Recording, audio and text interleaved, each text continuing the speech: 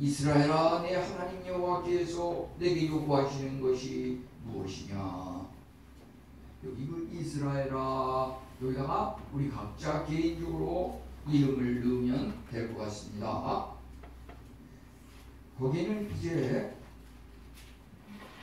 하나님을 경외할 것과 도를 행할 것과 사랑할 것, 하나님을 사랑할 것과 하나님을 섬길 것을 말하고 있습니다. 여기 보면은 하나님 여호와를 경외하여 도를 행하고 사랑하며 섬기고 이렇게 나와 있는데요. 이것이 그 번역상 하나님을 경외하여 이렇게 여자로 되어 있어가지고 이 하나님을 경외하는 것이 도를 행하고 사랑하고 섬기는 것으로 이렇게 해석하기가 쉬운데요.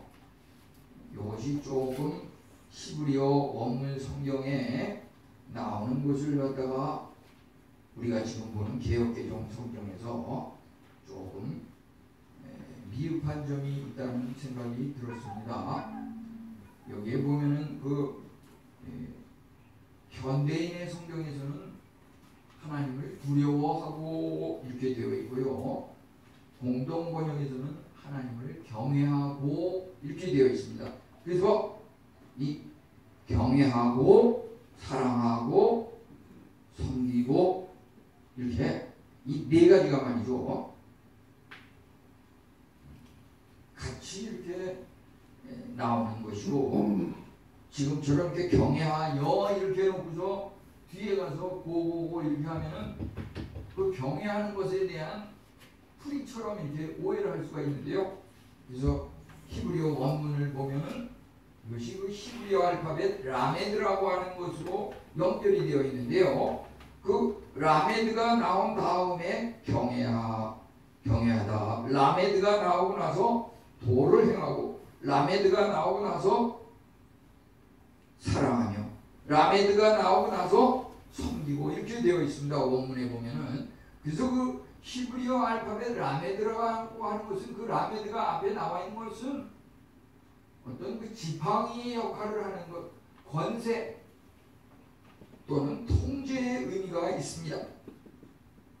그래서 그 여기서 하나님께서 우리에게 요구하시는 것에 대한 이 네 가지가 나와 있는 것은 우리 성도의 그 삶에 있어서 지팡이와 같은 역할을 하는 것이고, 권세 있는 말씀이고, 우리로 하여금 이것을 통제하고 다스리기 위해서 이 네 가지 말씀이 주어진 것입니다. 하나님을 첫째는 경외하고, 둘째는 모든 도를 행하고, 셋째는 하나님을 사랑하고, 넷째는 하나님을 섬기고, 이 네 가지가 하나님께서 요구하시는 것이고, 이것을 결국 한마디로 요약하면은 그것이 바로 13절에 나오는 하나님의 명령과 규례를 지키라고 하는 것입니다. 거기에 다시 라메드가 나와서 히브리어 알파벳 라메드를 통하여서 명령과 규례를 지키라고 이렇게 되어 있습니다. 13절은 그 12절에 나오는 그 네 가지 사항에 대한 결론입니다. 이 13절 말씀이야말로 오늘 이 시간 참 행복을 누리는 방법이 무엇인가, 그것을 여기서 제시하고 있는 것입니다. 내가 오늘 내 행복을 위하여 하나님의 명령과 규례를 지킬 것이 아니냐. 우리 인생에 있어서 참 행복은 바로 여기 나오는 이 말씀, 신명기 10장 13절, 오늘 참 행복을 위하여 하나님의 말씀을 지켜야 할 것이 아니냐.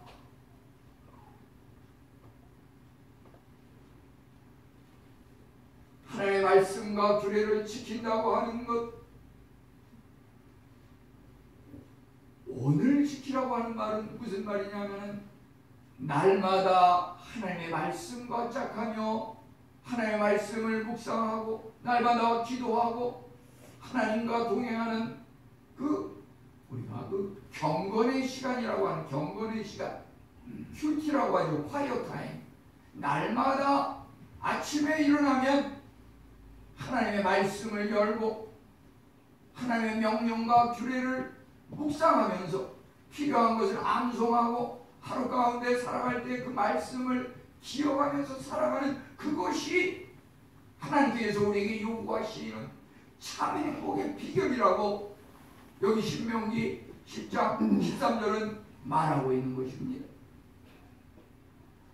하나님께서 우리에게 이 성경 말씀을 주신 이유는 우리로 하여금 뭘 통제하고 억압하고 구속하기 위한 그러한 것이 아닙니다.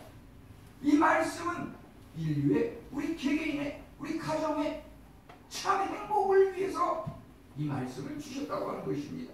그래서 행복의 비결은 바로 이것입니다.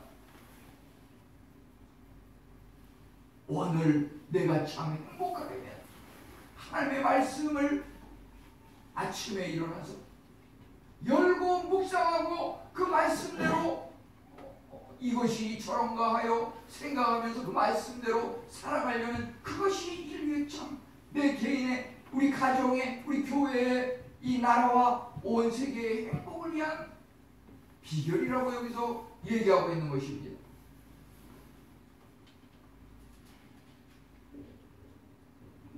우리 아침에 일어나서 무엇을 합니까?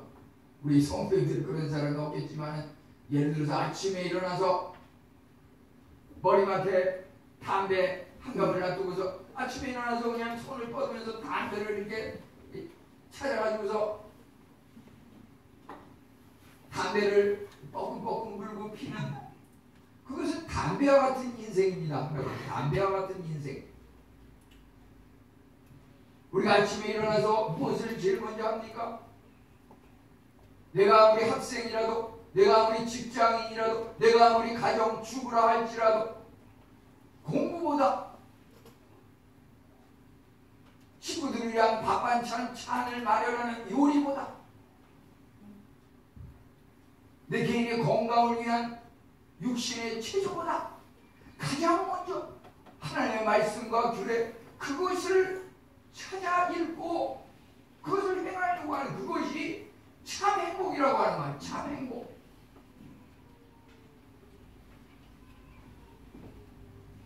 이제 오늘 말씀을 통해서 우리가 하나님께서 우리에게 이것은 그 12절 13절에 나오는 말씀을 다시 한번 생각해 볼 때 이것은 하나님을 사랑하는 것과 이웃을 사랑하려고 하는 그 말씀이다 이렇게 볼 수가 있겠습니다. 12절에서는 하나님을 사랑하고 이렇게 말하고 있지만은 오늘 우리가 읽은 10절부터 10장 12절부터 18절에서 볼 때 18절 마지막에서는 나그네를 사랑하며 이렇게 나와 있습니다. 나그네를 사랑하여 떡과 옷을 주시나니 하나님은 그러한 분이십니다. 그래서 우리에게 요구하시는 것도 하나님을 닮는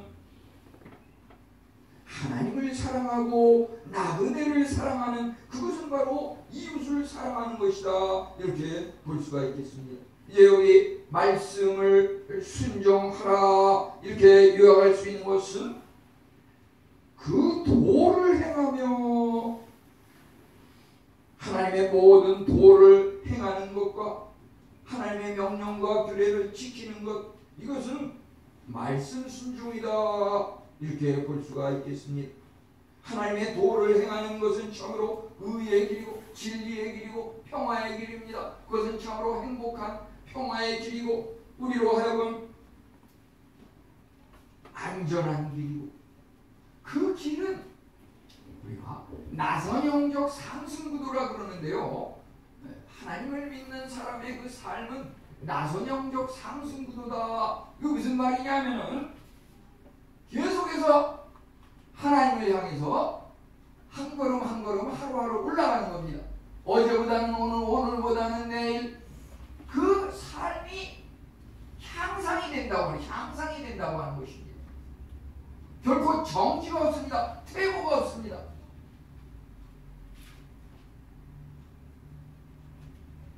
내가 예를 들어서 물질적인 면, 건강적인 면, 마음의 어떤 평강, 기도의 제목, 이것에 대한 응답을 받는 그러한 문제도 내가 초신자 시절에는 내가 원하는 기도의 제목들 연말에 정산해 보니까 10가지 중에 한 가지가 들어졌다라고 하면은 이제 해가 바뀌면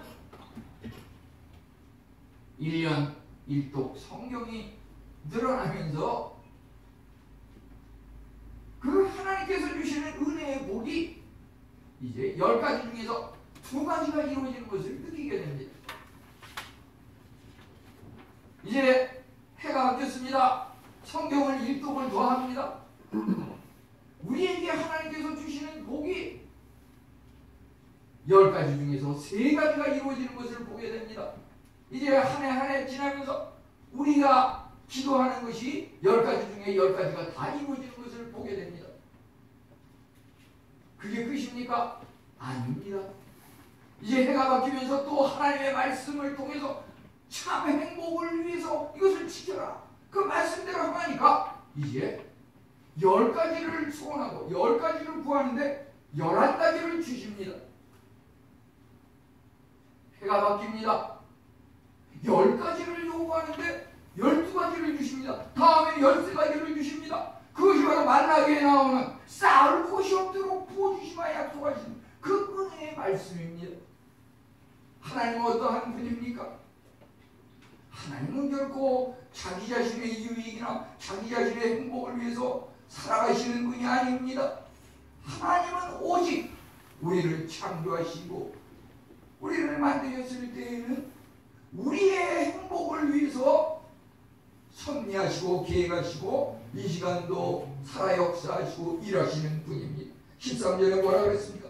내가 오늘 내 행복을 위하여 이 하나님 말씀을 주었다. 하나님께서 오늘 우리 인간의 행복을 위해서 이 성경 말씀을 주셨다고 하는 것입니다. 우리 하나님을 믿는 사람의 그 삶이라고 하는 것도 그렇습니다. 모든 것이 처음에는 따라가려는 노력입니다. 제가 학창 시절에 대학교 1학년 때 보면은 그 서정범 시인이라고 하는 유명한 분이 그 교양 강좌를 듣는데 그분이 하시는 말씀이 작가가 글을 쓸 때 처음에는 따라가려는 노력이고 두 번째는 그것을 이해하고 깨닫는 단계이고 이제 세 번째는 내가 창조하고 내 것을 만들어서 쓰는 그 단계라고 그러는데요. 우리 하나님을 믿는 우리 그 믿음의 분량에 따른 우리 삶의 열매라고 하는 것은 처음에는 모든 것을 내 자신의 개인의 유익만을 위해서 살아갑니다. 기도의 제목도 그렇습니다. 이제 어느 정도 발전이 되면은 나뿐만 아니라 이웃을 생각하게 됩니다. 나뿐만 아니라 내 가족, 내 나라, 내 교회, 내 직장을 위해서 살아갑니다. 이제 보다 성숙된 삶은 무엇입니까? 나에 대한 건 다 핑계칩니다. 나는 손해를 보든 나는 희생이 되든 아무 관계가 없습니다. 그것은 다 하나님께 맡겨버렸습니다. 모든 삶이 그저 내 이웃의 행복을 위한 것입니다. 하나님의 삶이 그러합니다. 하나님의 성품이 그러합니다. 하나님을 믿는 사람의 그 믿음의 분량에 따라서 내 이웃의 행복을 위해서 살아가는 것입니다. 나 개인의 욕망과 내 개인의 유익과 내가 원하는 그 욕망을 위해서 살아가는 것이 결코 아닙니다. 이것이 바로 참 행복한 삶이고 하나님께서 요구하시는 말씀 순종의 삶이라고 하는 것입니다. 그러한 삶은 여기 보면은 12절 끝에서는 하나님을 섬기는데 말이죠. 마음을 다하고 뜻을 다하여 내 하나님 여호와를 섬기고 이렇게 말하고 있습니다. 하나님을 섬기는데 마음을 다하고 뜻을 다하여 섬기라고 했습니다. 어떻게 마음을 다하고 어떻게 뜻을 다하여 하나님을 섬길 수 있습니까? 굉장히 부담이 될 수 있습니다. 근데 이것은 구약 신명기에 나오는 이 말씀인데요. 예수님은 뭐라고 그러셨습니까? 비슷한 말씀이 있는데요. 예수님은 이거 율법을 완성하셨다고, 예수님이 율법을 완성하셨다고 하는 말은 무슨 말이냐면, 이게 마태복음 22장 37절에서 예수님께서 말씀하시기를, 여기 나오는 그 신명기 말씀을 그대로 인용한 것 같지만 그게 아닙니다. 예수님께서는 내 마음을 다하고 내 목숨을 다하고 내 뜻을 다하여 하나님을 사랑하라고 하였습니다. 이 신명기에서는 목숨을 다하고는 없습니다. 그냥 여기 우리가 읽은 말씀 보면 마음을 다하고 뜻을 다하여 하나님을 섬기라고 했습니다. 예수님이 요구하시는 건 요 사이에다가 마음을 다하고 목숨을 다하고 뜻을 다하여, 우리 세상에 목숨을 다하고 우리는 이것을 일사각오라고 그러죠. 일사각오. 죽기를 마다하지 않고 생명을 걸고, 우리 여기 교회가 머물러 있는, 위치하고 있는 이 수산 위치를, 그 에스더 고아가 왕후가 된 그 왕비 에스더의 그 유명한 말 무엇입니까? 유대 나라와 백성이 생명이 위태로운 그러한 어려운 상황이 있을 때 에스더는 뭐라 그랬습니까? 수산성에, 요즘 말로 하자면 수산 리치빌입니다. 수산 리치빌. 수산성에 백성들을 모아놓고 하나님 앞에 기도했습니다. 그 에스더가 기도하러 나가면서 죽으면 죽으리라, 그게 바로 예수님의 말씀입니다. 죽으면 죽으리라.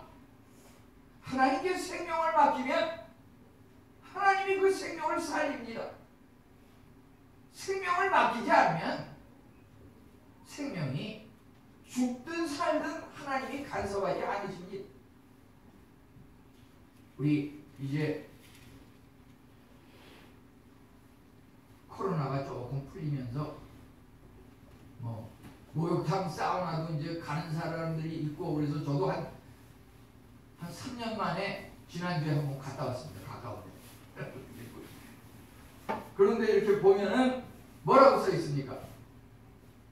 맡기지 않은 물건은 책임지지 않습니다. 귀중품은 카운터에 맡겨주세요. 맡기지 않은 건 책임지지 않습니다. 우리말이죠. 이 생명을 어떻게 하면 보존할 수 있을까? 하나님 앞에 내놓으세요. 그러면 그 생명이 보존되는 것입니다. 이 생명이 아까워가지고서 하나님 앞에 드리지 못하고 그것을 어떻게든지 붙잡고서 내가 어떻게 내 힘으로 어떻게 하려고 하려, 그래서는 그 생명의 안위가 보장되지 않는다고 하는 것입니다. 이게 도대체 사람으로서 할 수 있는 일이냐? 목숨을 다하고 마음을 다하고 뜻을 다해 하나님을 사랑하라고, 그게 어디 당치도 않은 말 아니냐? 하지만 역사적으로 위대한 인물은 이러한 것들을 삶에서 실천한 것을 보게 됩니다. 17세기 영국 청교도 혁명의 중심인물 크로멜은 당시에 그 찰스 국왕이 백성의 뜻을 무시하고 전제 정치를 해나가는 그러한 상황에서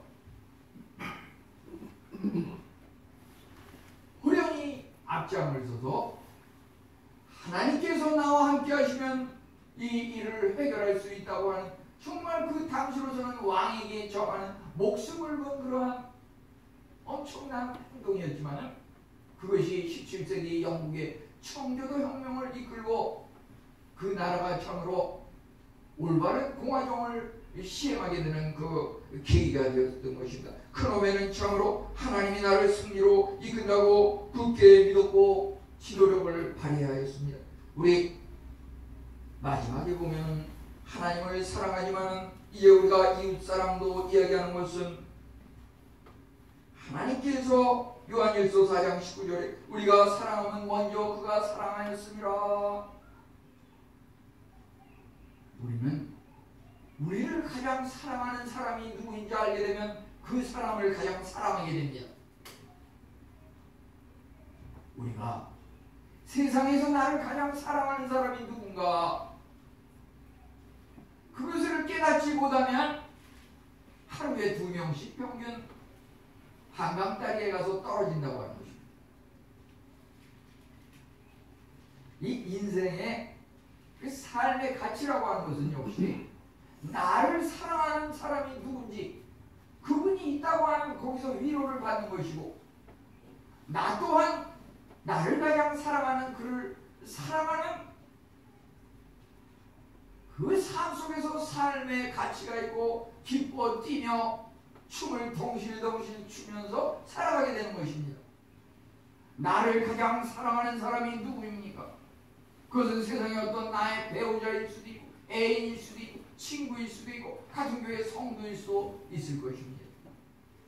그렇지만 우리는 나를 가장 사랑하는 사람 그분은 바로 하나님이시라고 하는 거예요. 하나님이시라는 것을 깨달을 때 나 또한 세상에서 하나님을 제일 사랑할 수밖에 없습니다.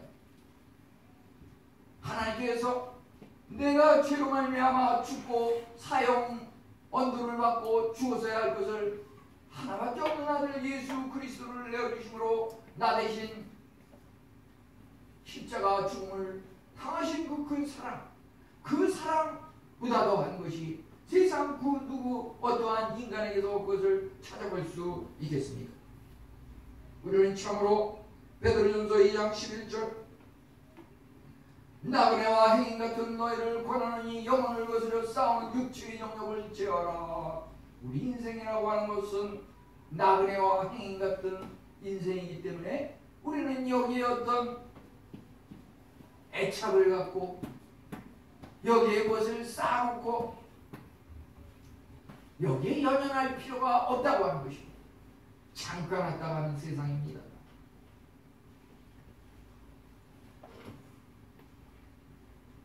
길어야 100년 넘어가면 살기가 정말 힘들어요. 그렇게 병이 없고 혈기왕성한 우리 주위의 분도 보면 연세가 100살이 딱 되니까 병원 신세를 치시더라고요. 저희 어머님도 작년 초에 100살이 되니까 그냥 교회 오시고 그냥 그 다음 주간에 100세 생일 당하면서 이렇게 조용히 돌아가셨는데 우리 인생은 나그네와 같은 삶입니다. 우리는 늘 미래를 준비하면서 대비하면서 살아야 할 것입니다. 이제 여기서 16절에서는 너희는 마음에 할례를 행하고 이렇게 말하고 있습니다. 할례라고 하는 것은 히브리 남자 아이가 생후 8일째 될 때 종교 의식으로서 하나님께 대한 헌신과 순교를 나타내는 징표인 것입니다.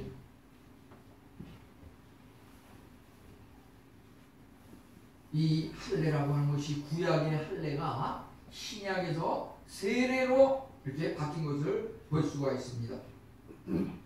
구약의 그 할례에 대해서 예레미야 4장 4절은 할례를 행하여 너희 마음 가죽을 베고 이렇게 나와 있습니다.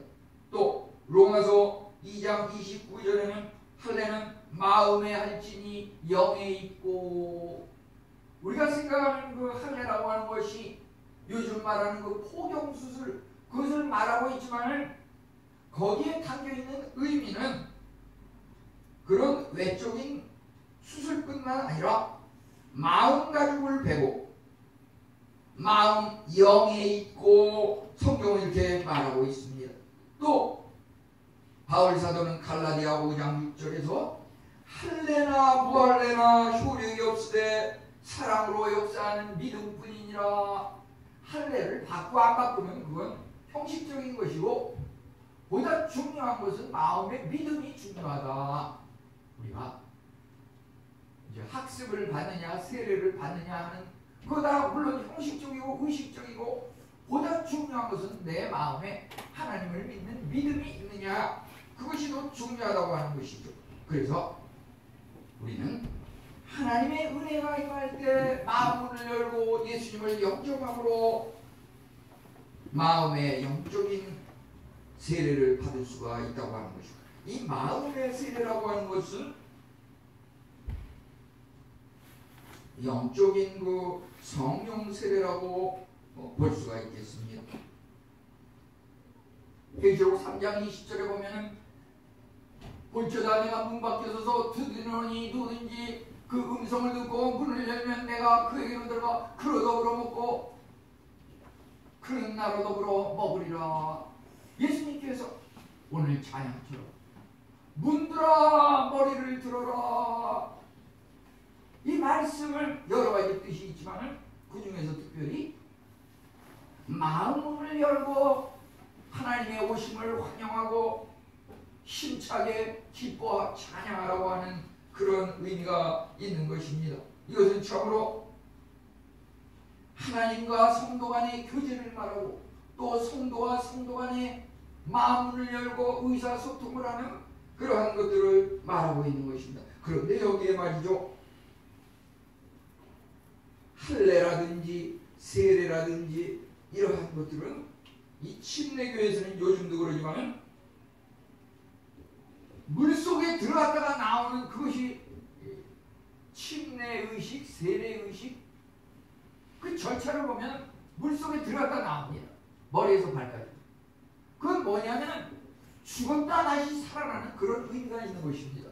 죽었다 살아나는 것. 그래서 세례를 받는다고 하는 것은 죽었다 살아나는 것. 그게 뭡니까? 복음, 십자가 죽음과 부활을 예표하는 것이고, 세례를 받는 것을 통해서 예수님의 십자가와 부활을 체험하는 것입니다. 한번 물속에 들어갔다 나오면서 죽었다 살아나는 것을 체험하는 것입니다. 교회에서 예를 들어서 침례교 교단에서는 이 강단 앞에 이렇게 목욕통 같은 것을 만들어가지고 세례 때는 그 뚜껑을 열고서 거기에서 이렇게 세례를 받는 것이고, 또 교회가 좀 가정교회라든지 시설이 열악한 데는 강가 같은 데 가서 또 물에 한번 들어갔다가, 또 주위에 강이 멀고 교회도 열악하고 이런 데서는 또 수영장 같은 데 가서 또 이렇게 세례식을 주는 경우도 있습니다. 저도 보면은 그런 수영장에서도 또는 교회에서도 이렇게 세례식을 이렇게 베풀었던 적이 있습니다. 이것은 뭐냐면은 그 세례라고 하는 것은 그 육체적인 그 할례를 행할 때 그 포경 수술을 하게 되면은 보통 한 5일 내지 7일은 그 아픈 그 통증 때문에 잠을 잘 못 자고 괴롭고, 그 포경 수술이라고 하는 것은 그 포피를 갖다가 잘라내서 거기에 피가 나고 상처 투성이가 되고, 우리 세례를 받는 것은 말이죠, 진정 그 형식 의식으로만 사람 앞에 모이기 위해서 하는 것이면 그러한 체험이 없겠지만은 마음에 성령이 임하시고 믿음으로 이렇게 세례를 받게 되면은 거기에 진정 십자가 고난을 치러가는 그 육체의 그 할례와 같은 포경 수술할 때 겪는 그 아픔처럼 마음의 고통과 괴로움이 있다고 하는 것입니다. 세상의 그 낙을 제거하고 자아를 포기하고 그러한 고난을 극복할 때 참 진정한 마음의 할례 세례를 받는다고 하는 것입니다. 이제 하나님께서는 마지막으로 17절에서 사람은 외모를 보지만 하나님은 사람을 외모로 보지 않으신다고 하셨습니다. 이것은 하나님께서 우리 중심을 보신다고 하는 것이고 또 내모를 외모가 아니라 내모를 보시는 하나님이다. 이렇게 볼 수가 있겠습니다. 우리가 어린아이가 나게 되면은 어린아이를 요람에 이렇게 넣어가지고 그 요람 어린아이를 태우고 흔들고 놀게 하고 잠들게 하는 그 요람에 태워서 편안하게 이렇게 놀고 잠들게 하는데요. 근데 우리 예수님을 믿는 사람은 우리가 살아가는 이 세상 전체가 요람이라고 합니다.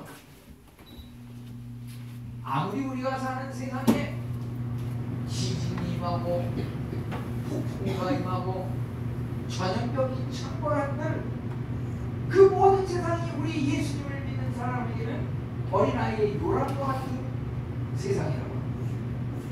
뭐 정치인이 무슨 싸움을 하든 말든 국회 앞에서 시위를 하든 말든 예수님을 믿는 사람의 삶은 요람, 어린아이가 요람 속에 들어가 있는 것 같은 그러한 삶이라고 하는 것입니다. 아무리 폭풍은 치지 아무리 전염병이 창궐해도 하나님을 믿는 사람은 하나님께서 눈동자와 같이 보호하시고 날개와 품어주시고 우리의 생명을 안위하시고 애국에 그 걸렸던 그 어떠한 병도 단 한 가지도 예수님을 믿는 백성에게 절대 얼씬하지 못하도록 막아주신다고 하나님 이렇게 약속하고 계신 것입니다. 하나님은 어떠한 분입니까? 참으로 우주 만물을 창조하시고 하늘과 땅의 주인이시고 하늘 중에 하늘의 주인이라고 오늘 읽은 말씀 14절은 말하고 있습니다. 그 하나님이 나를 만드시고 나의 주인이시기 때문에 그 하나님께 나의 모든 것을 맡기고 나의 주인으로 섬길 수 있다고 하는 것입니다. 그렇기 때문에 우리에게는 구별된 삶이 필요합니다. 택함받은 믿음의 백성들은 18절에 보면 고아와 과부를 위하여 정의를 행하며 우리는 참으로 이 땅에 살면서 나를 사랑할 뿐 아니라 하나님을 사랑하고 이웃을 사랑하고 주위의 고아와 과부 어려운 사람, 외로운 사람 위로하고 그들을 구제하는 일에 늘 관심을 가져야 할 것입니다.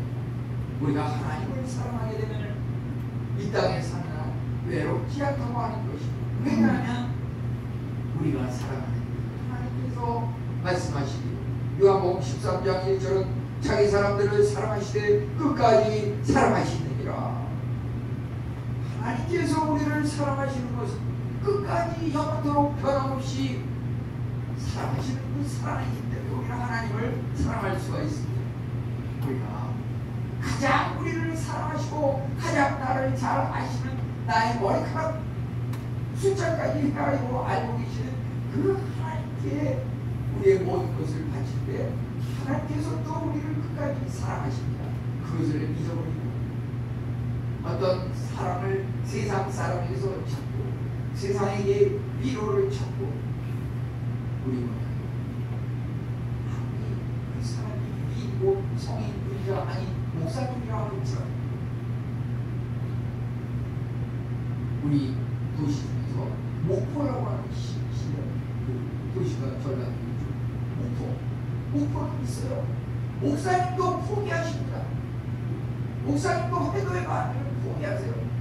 그러니까 우리나라에 하포라는 도시 있습니까?